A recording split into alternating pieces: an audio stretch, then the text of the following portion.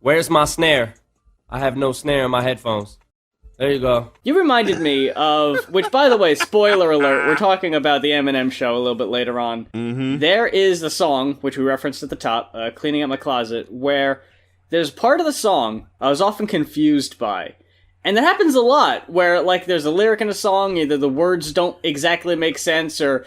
Especially with Eminem, where they edit things, you Yeah, know? and if you're too young and you're not looking up the lyrics, you're just kind of guessing what they are, and you're like, I'm singing along to it, but I don't really know what that means. There's part of the song where it's the final verse, and arguably the best verse, where things get personal, and M is directing all his frustration at his mom. And he says, is that why you made that CD, Ma? And I was, like, as a kid, I was like, don't tell me that Eminem's mom fucking recorded a goddamn...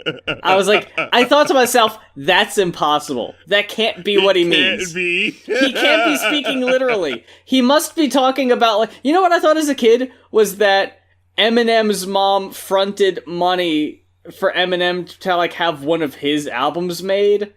But I was like, well, why would she do that if it's all gonna be shit-talking her? Like, does she not know the context? Now we know the truth, and now the truth can be told, thanks to Genius. A simple Genius search told us that old Fuck You Debbie had a diss track to her son recorded by... what just sounds to be the most under the bottom of the barrel rapping outfit. You got a rapper and I don't even know if it's like I guess you'd call him a singer. He sounds like garbage. When he comes in at 1:51, you gotta play the clip. Set the record straight of what's been going on. You're disrespectful, telling lies when you know you're wrong. Deceiving your family. Marshall, you sold your soul for money. Now we'll wait and see. It's like two guys that have no stake in the matter, so they don't care, you know? So they're just like, they're just hired hands. And they're just like, oh, you should feel ashamed because you dissed your mom. I'm like, the fuck do you think this is? They're fucking hired goons to shame Marshall and telling him she should fucking talk to his mom more often. And the importance of family and whatnot. The most, like, that really is the most awkwardly misplaced diss. It's closer to, like, what J. Cole is doing, you know, where he's more like, hey, I'm not dissing you, I'm just saying, it feels like there are some flaws in your, you know, personality right now that are really, you know, showing. That's how this diss song is, except it's just like, who the fuck are you? I've been hired to tell you to be a better son. What the fuck type of... What is this right now? You got the rapper, you got the singer, and then you also have Debbie making an appearance reading a poem she wrote. Here's the question. Would the song have been better or worse if it was just her? No, it needed the raps. You're listening to her talking and you're like, all right, she's making her case, whatever. Doesn't really address some of the shit he says. It rings a little hollow, but you're just like, all right, whatever. It's corny, but it's an out-of-touch mom trying to do her best, I get. And then you forget about the raps because this is just so, like, awkward. Because it's like you're expecting the raps to come in, like, at the beginning of this song, but it's not in the first song at all. It's just, like, you know, talking. And so you're just like, all right, whatever. And then the raps song actually starts and you're like, oh, shit, there's another thing. And then you get to the 1 minute and 51 second mark where it turns into a Christian rock song out of nowhere, out of butt fucking nowhere. Is Debbie Mathers clout chasing in 2002? Why is she trying to release this? And what was she expecting? Was she expecting radio play? I don't know. That's what I'm wondering. Like, there has to be some ulterior motive here. I think there was some really, really naive logic. Like, I really think it was a case of, I know what I'll do. I'll get some rappers and I'll make a track and it'll be a big hit. She blew her whole budget on the beat. And she didn't think about the fact that she still had to have rappers that actually made sense. I just imagine at first she thought, oh, I'll just do it. And someone was like, Debbie, no. You need someone a little more familiar with it. And honestly, it's like, you can tell he's trying because there's like random speed rapping parts for no reason. Yeah. It doesn't make any sense. And it's the most incohesive. Every aspect of the song comes in randomly. The fucking singing, random. The speed rapping, random. The fucking insults and, like, criticizing him just kind of comes and goes. If Debbie enlisted someone from, like, one of the rappers you would have seen in, like, 8 Mile, like, someone Eminem knew growing up, a family friend, someone who knew them both and could actually still spit some bars, then it's like, oh, damn. All these people around me. Yeah, she got big guns, she got ammo, she got proof, she got receipts. These people are watching from the outside and they see how special of a woman she is and how horrible that I've been treating her. I haven't been able to see this for myself, but my close friends, the people in my clique, why haven't they said anything? Why haven't they told me how big of a jerk I've been? The self-reflection would kick in.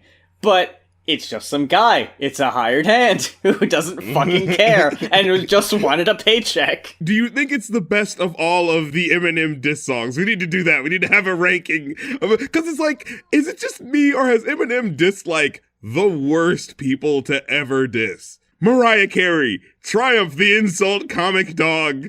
Christina Aguilera got a whole section of Real Slim Shady by just jokingly saying, I think he's married to Kim in some MTV special. As you grow up, man, it really is just like, what the fuck? What is this? I was at work, and on Fridays, and I'm pretty sure wherever you are in the US listening to this right now, your local hit station does the thing where, hey, on Friday, we're gonna play whatever the fuck we want. Yeah, we're gonna play throwbacks and songs we don't normally play. Real Slim Shady came on. But at work, the people that work there, the age range is from, like, oldest you're gonna get is, like, in their 60s. Youngest person there is 18. The Real Slim Shady comes on. And in that moment, I realized exactly how fucking dated that song is. I looked over because I'm working directly with the 18-year-old this day.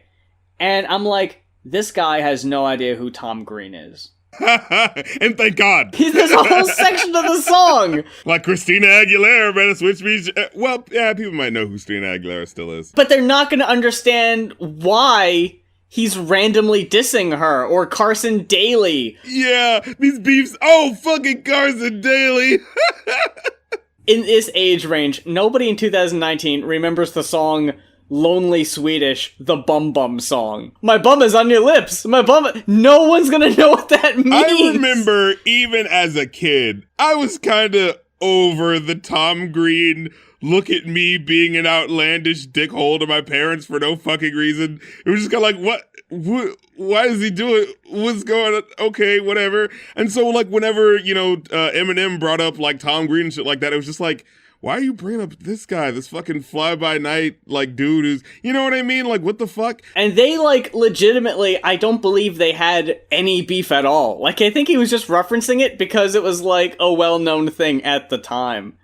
But that really dates it like crazy. That might be his most dated song, and it's his most, like, popular. If you make a reference to something but make it relevant to what's going on in the song, you can make it so that, like, well, even if you don't know the reference, you still get what's happening relative to what the song is about. But that reference is so directly tied to Tom Green and knowing about that and giving a shit about this thing that's really not worth giving. I'm sorry, I know people are, like, talking about the what's the movie? Freddy Got Fingered. Yeah, maybe that has some redeeming value. I haven't seen it, or haven't seen it in a while, but, like, I don't know. For me, it was always just kind of like, all right, when is this gonna be over? Like, it was one of those things like, the early, when you're early in a kid, first learning to be all jaded and shit and being like, oh, look at the vapid pop culture.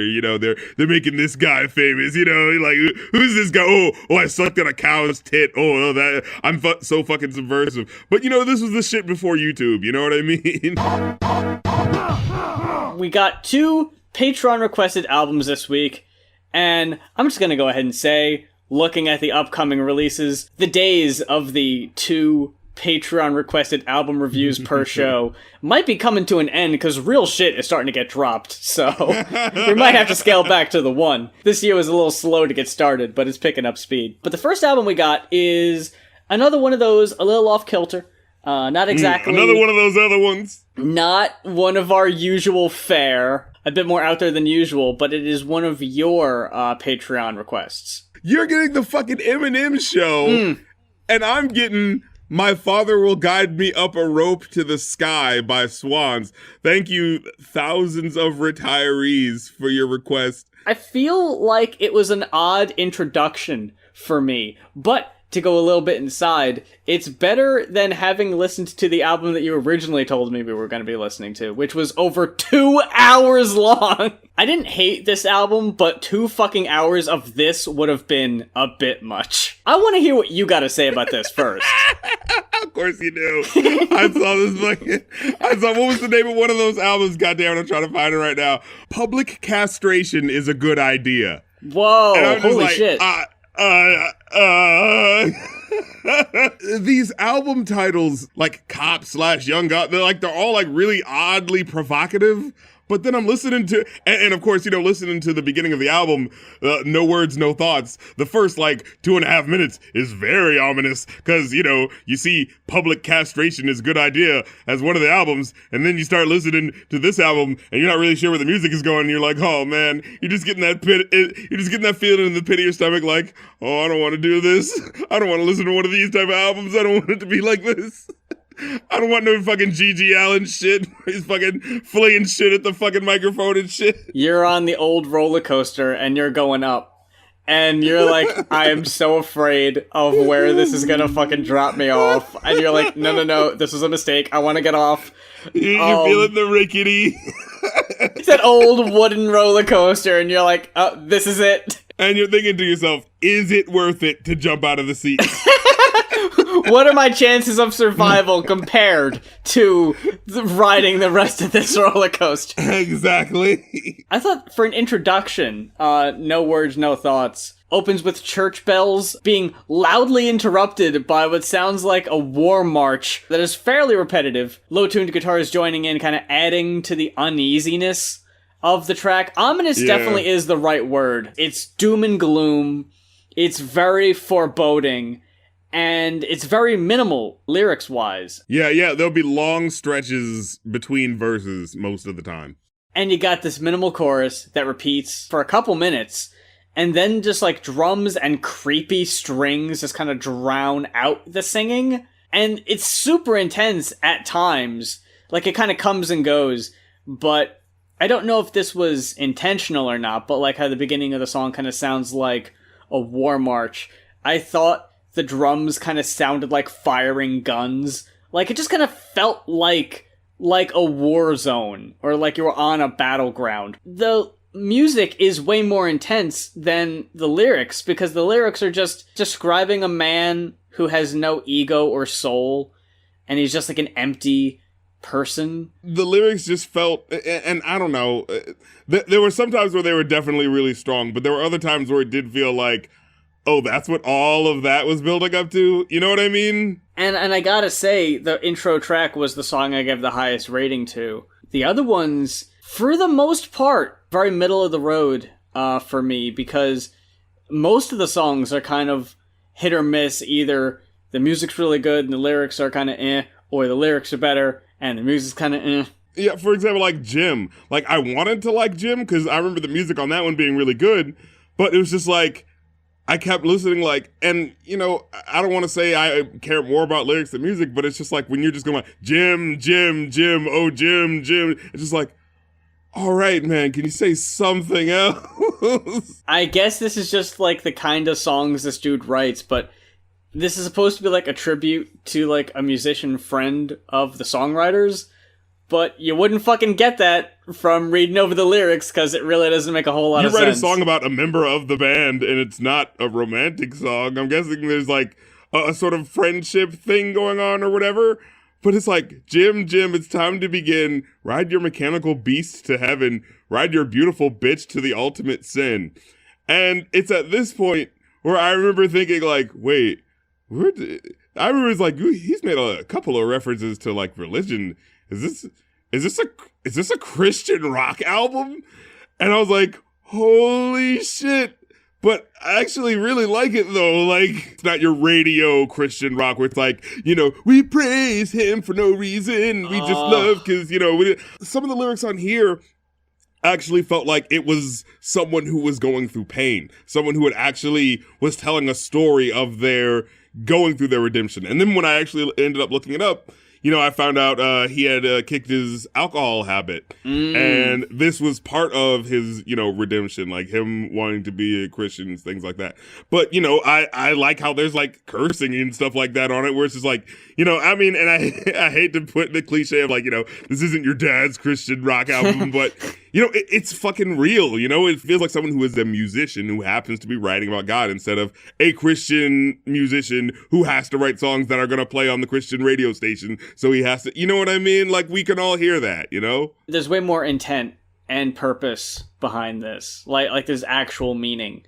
And whether or not I get it, that I guess that's kind of besides the point. Because if it's abstract and I don't quite get it, it's art Christian rock. Yeah, it's artistic. And I'm not going to take off points for not knowing exactly what the fuck he means, but I will say that it did kind of make it a little hard. It's a little alienating. It's alienating, and it did make it a little hard to appreciate when you don't really know what the fuck's going on. Like, perfect example, you fucking people make me sick. Yeah. The fucking first minute and a half didgeridoo solo. And like, just to give you an idea of how fucking left and right field this fucking album goes. And then like a child starts singing back his phrases to him, but the child is obviously out of key. And so with the ominous sounding music and the kid singing like awkwardly out of tune, it sounds even more scary. Your brain has the cognitive dissonance of, here's a cute kid singing along, but this sounds bad. And so I'm kind of on the thing of like, ooh, but this kid sucks. But then it's like, but wait a minute, with the music, I think they're doing that on purpose. I'm gonna guess so, because it's the lead singer's 3-year-old daughter. Like, if you wanted to get a kid that sounded good, you would have went out and got a kid that sounded good. You wouldn't ask your daughter randomly. Look at this. We got a link between the two albums. Putting your daughter on the track. Wow. We always find something. First he's singing by himself, then the kid's responding. All of a sudden, everything cuts off, and you just hear what sounds like someone like sliding an axe over the fucking the inside of a piano or some shit. It's like Father John Misty, man. Like, I want to give it its props for being like so like grand and ambitious and stuff, but at the same time I'm like, but am I gonna listen to this again? Oh yeah, I'm not going to revisit this album, I don't think ever. But in the moment, I thought it was okay. I appreciated the song Eden Prison, as it actually kind of had a point that I was able to understand. Yeah, that one was good. It's like, okay, I was in an Israeli prison as a child. Here I'm describing, kind of. I'm not really giving you too much in the way of details, but I'm kind of letting you paint the picture. I'm painting you the scene. If it wasn't so long and repetitive, it almost sounds like it could have been more of a radio single, if that sounds weird to say. But it's the most traditional, I guess, or contemporary. It sounds like The Doors meets Bob Dylan in his Christian rock phase. Oh, wow. You hear what I'm trying to say there? It's got the organ, there's a lot of that going on. There's a lot of play in there with that. It's sort of like that Christian rock during the hippie phase where it's like, it feels like they're actually talking about an experience they're having as opposed to, we just need to make generic music for the fucking radio. You know what I mean? A coincidental transition is that the final song was more of a folky track, as you were talking about Bob Dylan. Oh, yeah. And I thought it's like the song over the ending credits energy. I think the music stops at the end and he just like, it's just his voice at the end. He finishes the song a cappella and it's just very cold and just very alone feeling. His voice really cut through at the end. Like, it was one of those things where you hear it and it's like, I know his voice doesn't sound great, but it's like, that is the aesthetic of, the idea of bearing his soul, you know what I mean? Oh yeah, because I wrote down on one track that he almost kind of sounds like older Lou Reed, which isn't a great voice, but it's good for what it's doing. I remember hearing Plastic Beach when the Lou Reed song comes on and being like, oh, hey, this guy's a legend. You know, I gotta listen to this song, gotta respect him. And I remember just listening to the voice and just being like, I'm going to nature and the bitch you with and it's like, what is he doing? I remember, like, and didn't they do like some sort of like effect on his voice at the end of the verses? It's almost like they were trying to add something interesting. Darren, what would you give this album by Swans? 3.5. I got a 3.5 as well. And with that, we're gonna go over to the aforementioned Eminem show requested by Ryan Holter. Guess who's back again. I'm gonna preface this by saying that I think that out of the, whatever you want to call it, I saw someone describe it kind of as a trilogy. Marshall Mathers LP, Slim Shady LP, and the Eminem show. This is probably my least favorite of the three. Why so? Why so? If you could quantify. It's a very mixed bag. Some songs I really like and they really stand the test of time. Others, specifically, almost the whole second half is really weak compared to the first half. And only a handful of the songs have memorable beats. I think the beats and the production on some of these tracks is really like... No, I disagree. I think these are probably his most mature sounding beats. I think some of them are just like a beginner. Like some of them, yeah, some of them are great. But there are others, like the deeper cuts that people really don't remember as well. Like Say What You Say. Okay, I will say the beat on that one is very sparse. That beat to me felt like the downfall of Dr. Dre's production abilities. You got this iconic duo to the point where they're painted up as Batman and Robin. Iconic. Remember the fucking song he did with 30's the New 20 with Ice Cube, where it's just like that simple ass piano and just the drum, and you're just like, that's it? Fucking legendary Dr. Dre? That's you're fucking... He's been telling us this whole time that he's got this incredible arsenal of fucking beats, you know, ready to go. And it's just like, this is the beat you got? You know, and I remember kind of having that feeling here of just like, this is the Dr. Dre song. And like, it feels like, and this is what I mean, the other production, because whenever I would look at the other production of beats that was like, oh man, this is dark and really cool. It's got the violin in it. The production is so menacing and haunting. And I'm like, oh, Dr. Dre didn't produce this one? Oh, dang. Like, this is the point where I was like, I was feeling like Shade 45 and all those other guys, like, and Jeff Bass, like, I feel like he was doing a better job than Dre at this point. They've done the minimal production with stuff like Kill You and stuff like that, but I've always felt like it was more energetic and more involved. I think with some of the tracks on this album, not only are they just kind of like minimal or just kind of like whatever, but they're also just kind of forgettable. Like, only a handful of the songs on this album I think have memorable beats. Like, that's what I'm saying when I'm saying like stand out. So we got White America, which I feel like at one point is way more ambitious than I remember, and at another point is way more tone deaf than I remember. Okay, look, I posted about this on Twitter, and I think we're going to have a little discussion about this. That this track feels very different than it did when I first heard it in 2002. How did you originally think of it versus today? When I was a kid, I thought,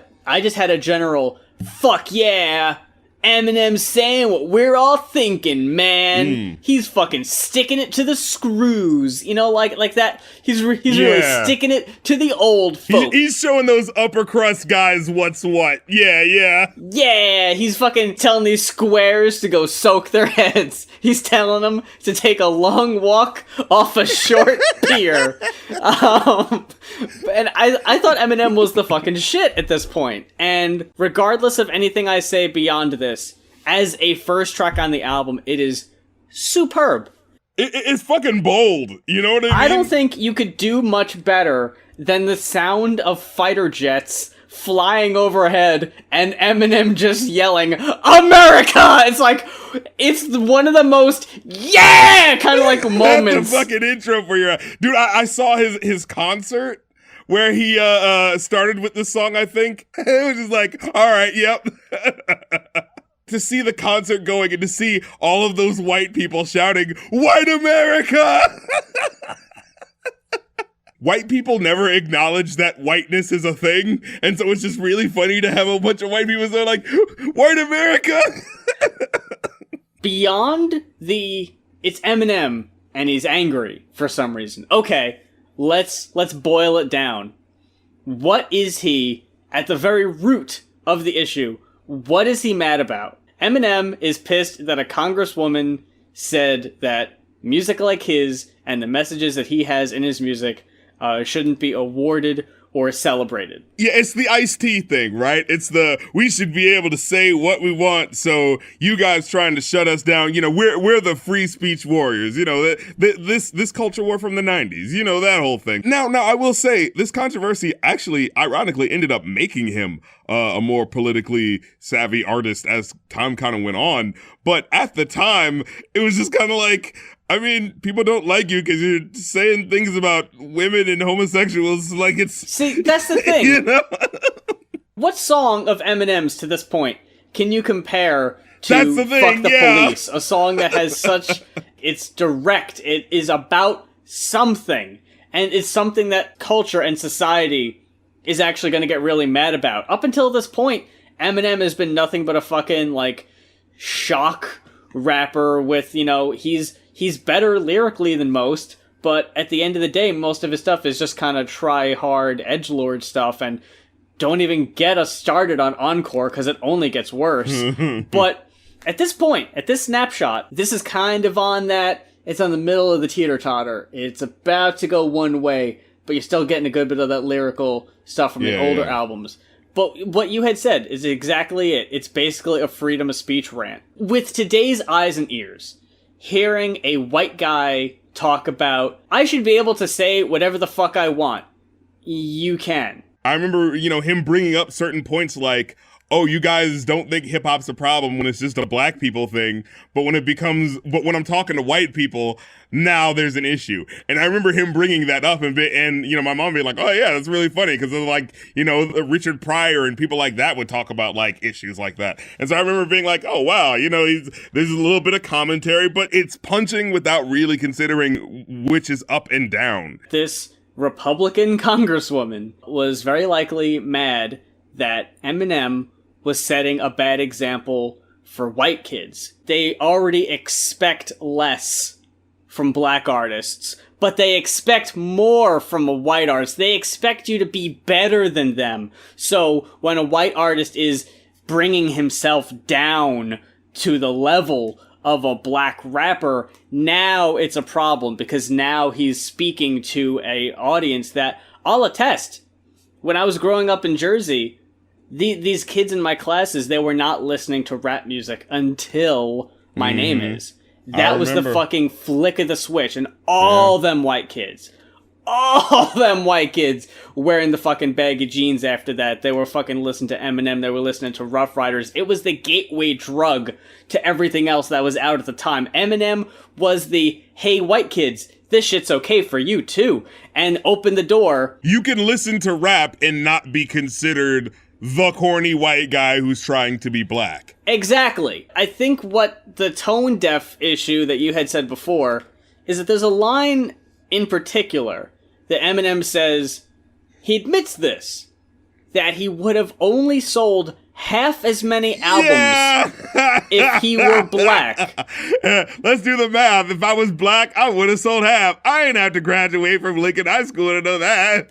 And he doesn't really go into exactly how shitty that is for black artists. The bigger argument is, you guys are just mad. Like, you older white people are angry that I'm speaking to your young white kids about shit that you wish that they weren't thinking about. Basically. The problem is, I speak to suburban kids who otherwise would have never knew these words exist, whose moms probably would have never gave 2 squirts of piss till I created so much motherfucking turbulence. And kids flipped when they knew I was produced by Dre. That's all it took, and they were instantly hooked right in, and they connected with me too because I look like them.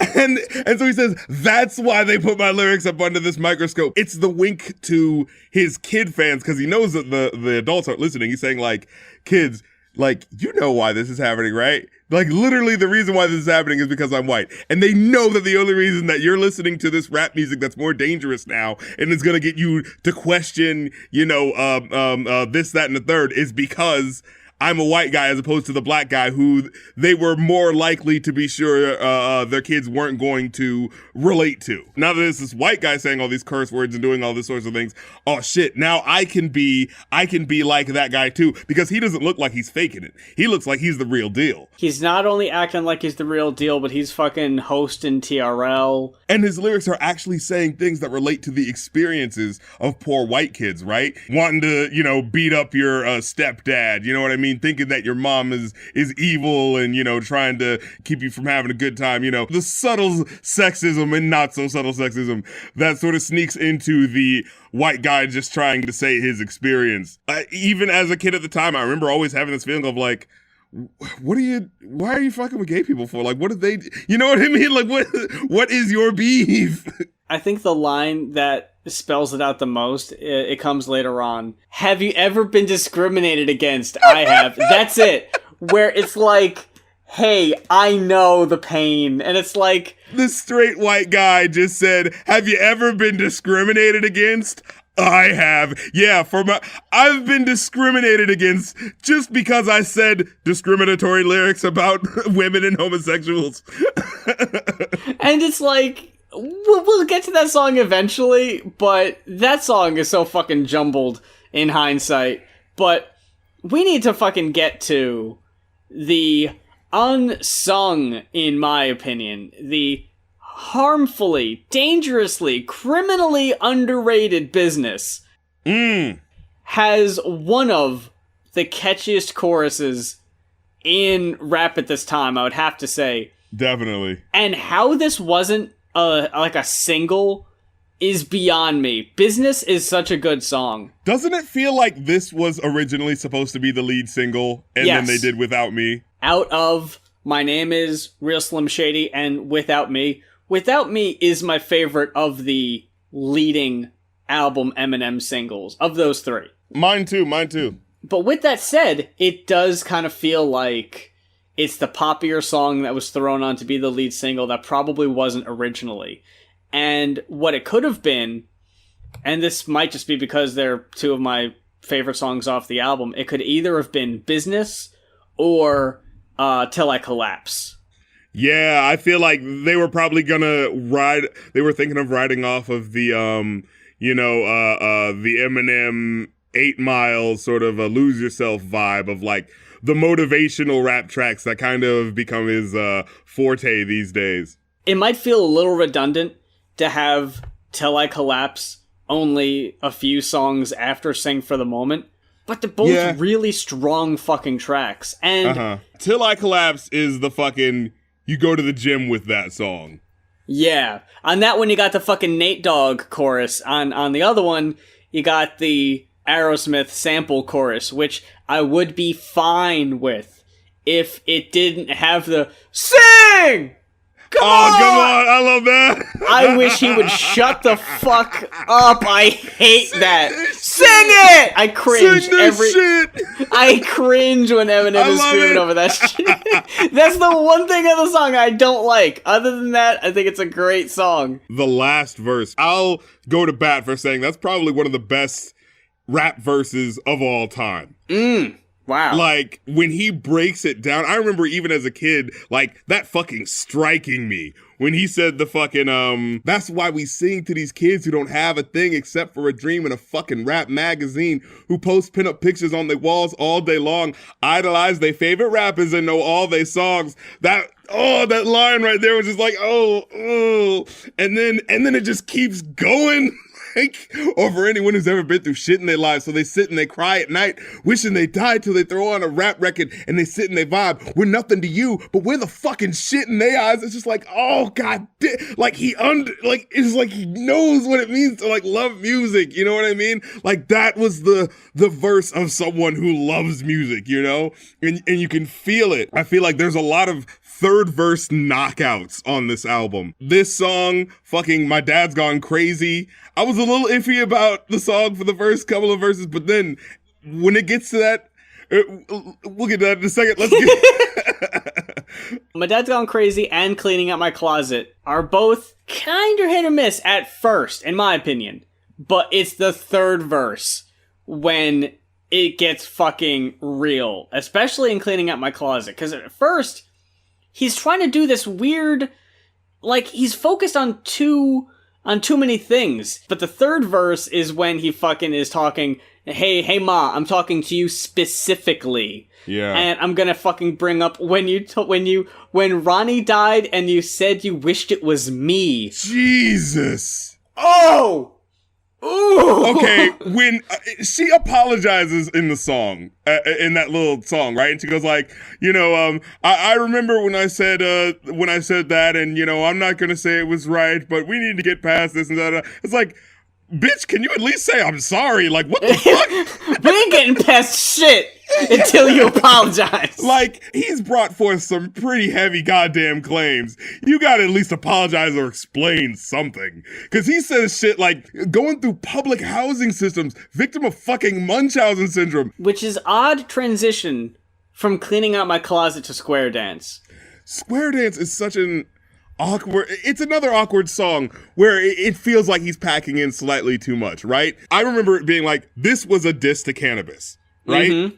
Because it's like, Canna bitch don't want no beef with Slim, no! So it's like, he's making that a big deal. I'm thinking this is going to be a diss song by the time it gets to the third verse. It's so deeply political with what it's saying. The point of the message is so fucking deep and intense when he's talking about, like, the way we treat, basically children's lives when they turn fucking 18. Like, it's just like, oh yeah, this tragedy happens, and now your life is more expendable than mine, and I'm fucking 10 years older than you. Like, I have less reason to not be drafted for war, and yet you're gonna get taken before me. It's like, that's a pretty fucking strong message for, kids to hear at a young age. Like, this is what I think politicians are really mad at, right? You know what I mean? When it comes to subversive music that tells kids, hey, wait a minute, think twice about maybe just joining up in the army when you turn 18. Because here's this song saying that, look how fucked up this is. Think about this for a second.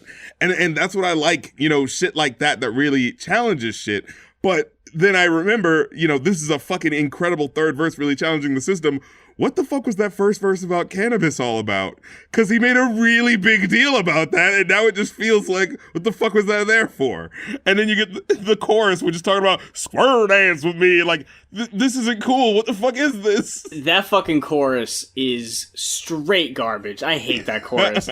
Is this the song, or is it another one where he just ends with, like, plays on the word cannabis? Cannabis don't want no parts of me. Cannabis wants no parts of me. And it's like, what? Why are you calling him cannabis? Actually, the funny thing is, I really think it was Eminem that introduced me to cannabis, because I was like, why the fuck is he dissing this guy? Oh, it's the fucking Streisand effect. You wouldn't even know about cannabis if he didn't fucking bring so much attention to him. You were roasting Bush and the war in Iraq, and you were bringing up some really fucking excellent points. Why are you still fixated on this rapper that no one cares about? And he did the same thing with ICP. No one was giving ICP attention until he fucking wrote a song about him. And then people were like, oh, what are they talking about? Who's over here? Now, here's a weird part of the album where... Okay, yeah, let's talk about this. Because I feel like this is... As I listen to this album again, and we're gonna get into... a bit of the tinges of misogyny that peppers Eminem's discography here. Yeah. I feel like the issue with these next couple of tracks is an issue of sequencing. Yes, absolutely. It makes no sense. Yes, if you would have put Drips first, right? Ah, yeah, and then you have like, okay, first you have Obi telling you about like, oh yeah, I got the sweet piece of ass last night.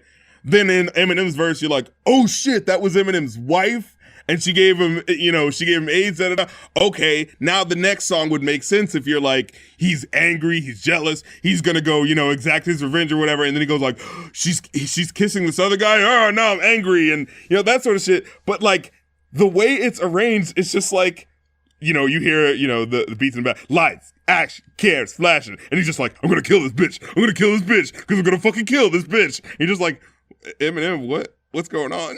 Here's my issue with the album. the album is going for a more serious track than his previous stuff, right?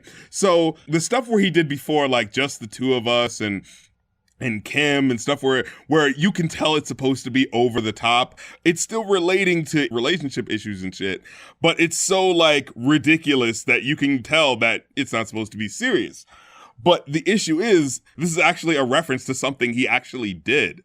And so like, oh, this is about a court case. This is about something. And then you're like, oh, yeah, Eminem was in the wrong for this. Like, and then you look at the skit, doesn't even give him any sort of like verification. It's just like, you just rolled up in a parking lot with a bunch of strangers and just started shooting. Like in a typical Eminem song where he's the joke character, that would have been funny. But when he talks about, you know, running, ducking out the Hot Rocks parking lot, your log gets shot. And it's just like, well, I can't really laugh because the song like right before and right after are all, you know, serious emotions about how you're really angry and how you're about to fuck people up and how you're getting arrested and how you need to leave Hollywood because, oh, things are just so bad. I was like, well, maybe it wouldn't be so bad if you didn't shoot up a fucking strip club, man. Like, you know? This album reminded me a bit of when we reviewed that Pac album. Pac made it sound like his rape allegation was like the biggest fucking thing going. Because it's the biggest fucking thing in his life at the moment. And on here, it makes this court case with the gun charge seem like the biggest fucking thing. But in 2019 ears, it's just kind of like, man, he's harping on this a lot. You know what I'm saying? Like, at the time it makes sense, but now it's like, how many songs are gonna fucking bring this shit up? And the thing is, he doesn't really sound like he's that much in the right. You know? No, yeah, if there was a track where, like, he realized, the only track that does that is Paul. Yeah, where Paul calls him up, and he doesn't chastise him about the lyrical content. He just says, hey, Em, leave the fucking gun at home. But it's Paul, so the listener, I guess, isn't supposed to agree with Paul? Because this whole time we were like, yeah, shut up, Paul. You don't know shit. You're trying to censor Eminem. You're trying to tell him to leave his gun at home. You don't know shit about Eminem's life. It's like, no. He's telling him the truth. He should leave the fucking gun at home. The middle part of the album feels like a mini movie that's telling us about this guy's life spinning out of control, who's obviously in the wrong. But the thing is, it's Eminem telling you the straight scoop from himself and basically just going like, oh man, I should have never fucked with that hoe. And, you know, seemingly never having a point of, oh, wait a minute, maybe that was a stupid thing for me to do. That would be helpful and would make this whole fucking middle of the album make sense and feel like it belongs. I thought Drips, it was alright. I think Drips is a really good track because of how it makes you understand how, at least Eminem wants you to understand how this character feels, right? How it deals with AIDS, not in as much of an edgy way as you'd think Eminem would in 2002. Eminem doesn't actually have AIDS, or at least one would assume. So, and that's what I felt like. I remember listening to the song, you know, when I was younger, and being sort of like, wait, but he doesn't actually have AIDS, or else that would be a big deal, right? And so I remember that being sort of like the signifier of like, oh, you're not supposed to take everything seriously. He's not actually, you know, doing everything that he's saying, right? I remember being like, okay, so I can work with the narrative of what this is supposed to be. Guy gets cheated on with his wife, and, you know, he goes on a fucking rampage because of his insecurities and, you know, just having to deal with fame and da-da-da. But the issue is, like, the song that starts off this whole part of the album is just him being angry and being like, I'm gonna kill this bitch, I'm gonna kill this bitch. And it's just like, why? What brought us to this conclusion? And you're obviously a madman because you sounded like you were about to shoot your fucking friend. So I'm not on your side, but you still want me to be on your side? No. But then you get Drips, which I feel like if they would have put that earlier, and then you have the skit where he's like, oh my God, I'm fucking filled with rage, that would have at least made sense. We kind of get a double shot of Obi here, which is odd. Again, sequencing. We get a song with Obi Trice in it. He has a whole section of the song, and then he introduces the next track without me. And he's like, my name, no gimmicks, and then, well, anyway. Yeah, I always thought that was really strange. I think that was just like him, because I remember the rap name Obi Trice song came out like literally at this exact same time. Okay. I always read it as sort of like I know this song's gonna be a big hit, and I'm so lenient. I'm gonna throw a bone to my friend real quick, who's coming out with his own album, so that like on my big hit, you have to hear his name. I always thought that was like a cool sort of thing, because when his album did come out, it wasn't Obi Tries It. Look, no one's fighting for Obi Tries, all right? The intro, I think, is sillier than it needs to be for the song. I feel like it's there because to make up for the fact that Eminem is totally making a way more serious album now. So he's like, ha ha ha, whoa, jokey Eminem, hey, here I come. Ooh, guess who's back? All right, but let's talk about the government and how we need to stop sending kids to war. And Hey, rap fans in 2002, remember Buffalo Girls? I'm gonna parody that. Oh yeah, that always felt unnecessary. Two trailer park girls go around the out. Remember? What was that? I don't even know. Was that from Coyote Ugly or something? All I know is the song Buffalo Girls, but that's like what, 85? Like, why is he sampling this shit? Why is he parodying this? Without Me is I think it's my favorite song on the album, honestly. It might be tied with Till I Collapse, but I think those two are my highest rated tracks. Then Sing for the Moment, I also gave a 4. Yeah. I think that song is great. I think we might be torn on Superman. Ooh. Because I really don't like that song. I remember being a kid and being like, you're not supposed to listen to this song. This is the song you're not supposed to listen to. Because I used to listen to this album with my sister, which is so awkward now that I think back. Oh, yeah. I can't imagine that. Bad lyrics. Like, so many horrible lyrics to be listening to next to, like, a girl as he's saying, I'm going to kill bitches. And it's just like... You just look over, smile. Exactly. Just like, I mean, look, if you're not saying anything, I'm not... But so like this was a song that was like, ooh, this is the taboo track, so I definitely want to listen to this one. And I remember listening to it and just being like, it's so fucking bitter. Even if you're going through, your man, I just broke up with my girlfriend, and you need your Kims, you need your whatever the fuck. But, that song was over the top on purpose with what it was doing. This was like a more insidious, just darker, like, this was the side of Eminem that was just like, you're just a fucking being mean and hateful. And it's not funny or clever. It's just like, you just have problems with women and you just really need to work that shit out. It's one of those things where, where an artist's emotionality over something seems to supersede his ability to tell if what he's making is actually good. You know what I'm trying to say? Yeah. And then we go from that song to, now let me tell you about my daughter. Matter of fact, let me sing. Let me sing a song. Let me get vulnerable about my daughter. The goddamn genesis of the, I'm gonna admit I can't sing, but fuck it, I'ma sing anyway. Fuck this song. Throw it in the bin. This is worse singing than on the later albums, where M, I guess, maybe learned from his mistakes, but dude. No, I feel like this is honestly the best singing he's done. I feel like this is the best. Everything after this, because he strains on his voice after this. He's trying to actually sound good at this point. He's failing at it, but he's trying. The other ones, he's just like, oh, this is just my voice now, and it's just like, It's unfortunate because the rap verse on the song isn't bad, but I'm not sitting through the singing parts again to get to it. It's not worth it. He has the fucking nerve to have this one lyric where he says, now look, I love my daughter more than life in itself, but I got a wife that's determined to make my life live in hell. But I handle it well, given the circumstances I've dealt. Do you? What was that part about hating all women, saying that they're all liars and stalking them and fucking showing up to the Hot Rocks parking lot and saying you'll all get shot whether it's your fault or not? Did you handle it well? When he says, but I'm handling it well, is where you need fucking Bizarre in the background to just be like, ha ha! Someone needs to laugh at that. Back to back, I didn't care for those. I didn't really care for When the Music Stops either, talking about Bizarre. Who do you think had the best verse? Eminem. No, I don't agree. I think... Proof?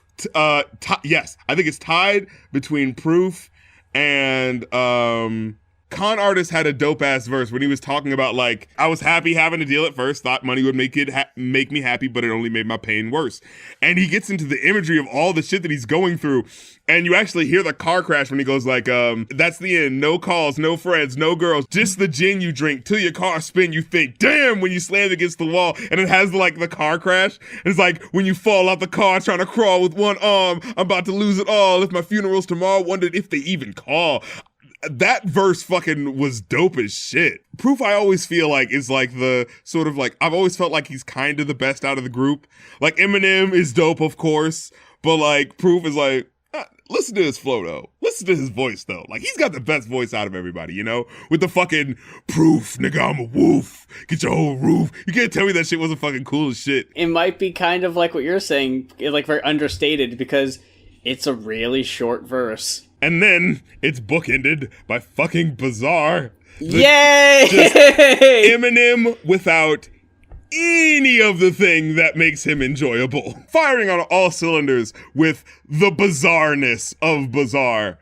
He's got God the fucking damn it, Bizarre.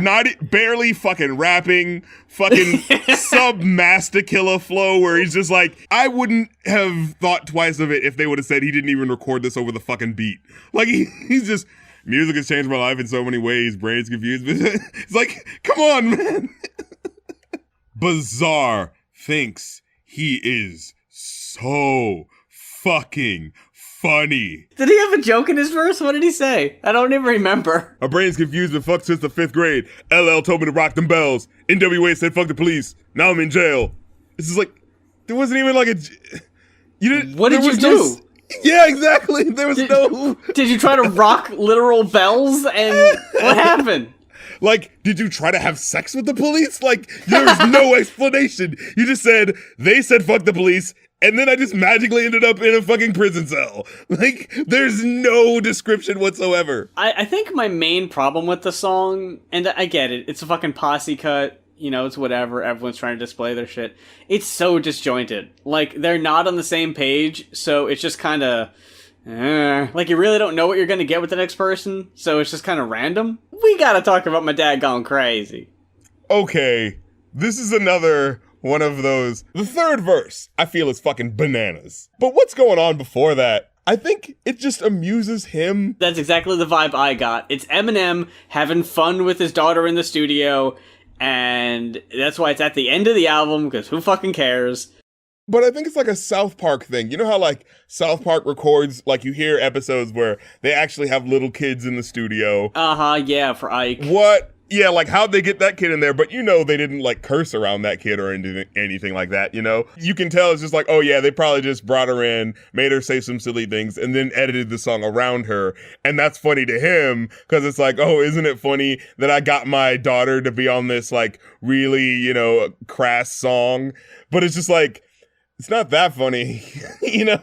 I absolutely love his last verse. His last verse is fucking masterful, especially when he ends it where he says, he's been talking all this shit and saying all these horrible things. And then he goes like, and that's pretty much the gist of it. Parents are pissed, but the kids love it. 9mm heater stashed in 2-seaters with meat cleavers. I don't blame you. I wouldn't let Haley listen to me neither. It's just like a sort of like, yeah, no, I get it.